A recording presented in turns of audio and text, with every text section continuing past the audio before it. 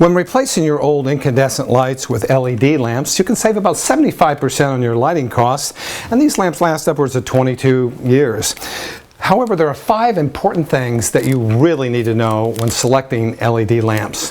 The first thing you want to ask yourself is, where are you going to use the lamp? Because LEDs have specific designs based on how you're using it.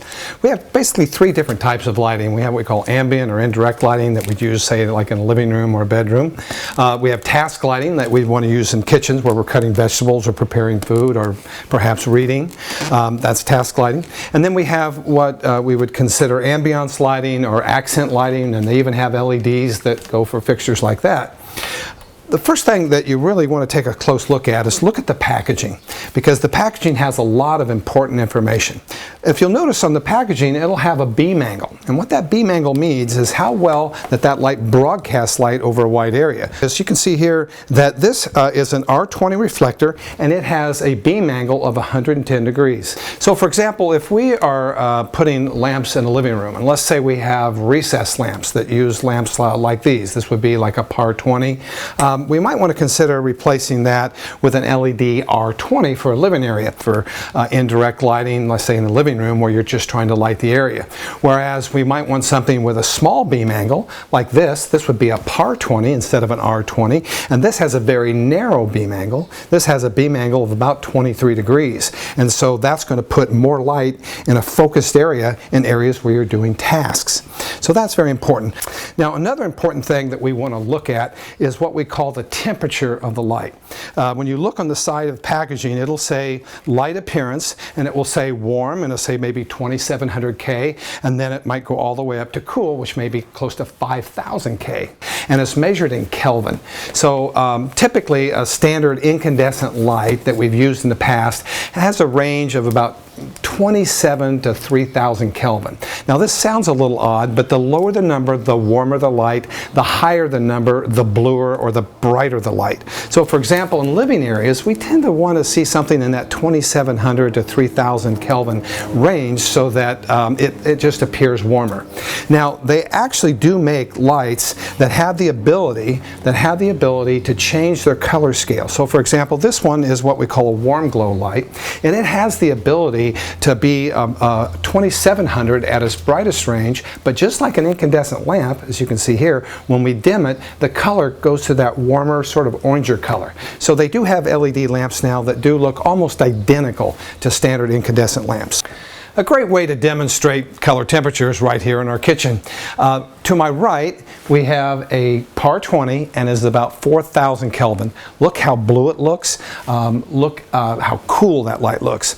Contrasted with something that's about 2700 Kelvin, which is the light in this corner. Notice it's much warmer.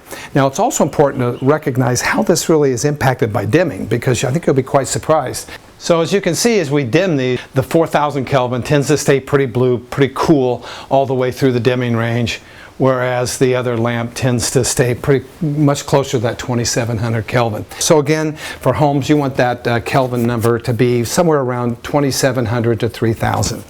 The next thing you want to look at is the color rendition index, and you'll notice on the packaging, like this one here, says it shows colors true and natural. Well, the color rendition index, we want that number to be over 90, and the reason for that is we want our LED lamps to represent colors well. We don't want our greens to look gray, we want our reds to look red, our greens to look green, and our blues to look blue. So having a CRI at 90 or above, 95 is even better, to make sure that we get good color rendition. The next thing we want to look at is the actual lumen output. The lumen output is equivalent to how bright that light is and how much light it can kind of broadcast. What we mean by that is, in the old days when we bought a lamp, we might buy a 50-watt bulb or a 100-watt bulb.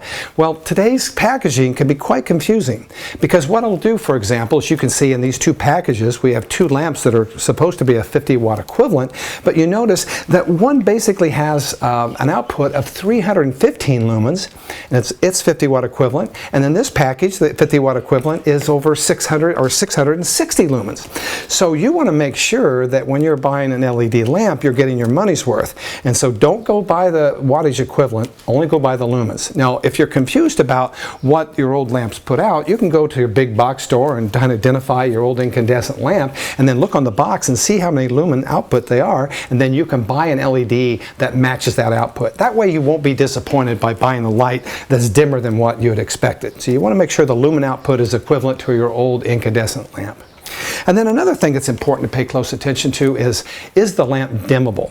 Some LEDs require electronic dimmers. You want to buy an LED that will work basically with any dimmer, and you want to make sure that that LED has the capacity to dim all the way through its range. So these are just some smart tips for making smart choices for buying LED lamps.